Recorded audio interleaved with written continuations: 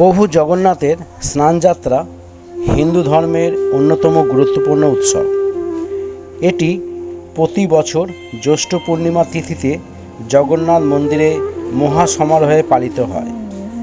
এই দিনে প্রভু জগন্নাথ তার ভ্রাতা বলভদ্র এবং ভগিনী সুভদ্রাকে মন্দিরে গর্ভগৃহ থেকে বের করে স্নান বেদিতে আনা হয়। সেখানে 108 পবিত্র কলসের জল দিয়ে তাদের মহাস্নান করানো হয়।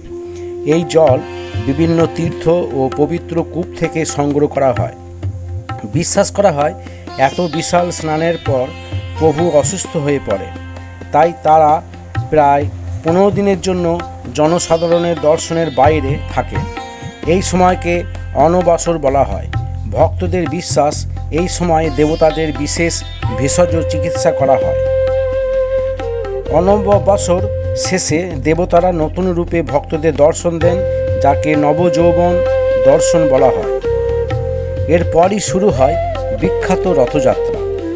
তখন 3 দেবতা সুসজ্জিত রথে চড়ে গন্ডিচা মন্দিরের উদ্দেশ্যে যাত্রা করেন।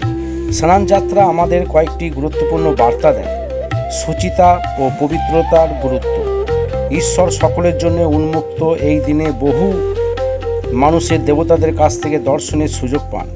জীবনের অসুস্থতা, বিশ্রাম ও পুনর্জাগরণের প্রতীক হিসাবে এই উৎসবের গভীর তাৎপর্য রয়েছে। স্নানযাত্রা কেবল একটি ধর্মীয় আচার নয়, এটি ভক্তি, ঐতিহ্য এবং মানবতার এক অনন্য মিলন উৎসব, যা প্রতি বছর লক্ষ লক্ষ ভক্তকে এই মন্দিরে আকর্ষণ করে। খেলিছ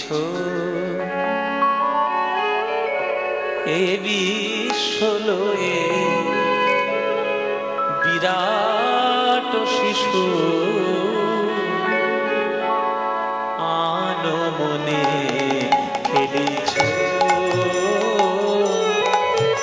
এ বিশ্বলয়ে বিরাট শিশু। রিভারটা কম।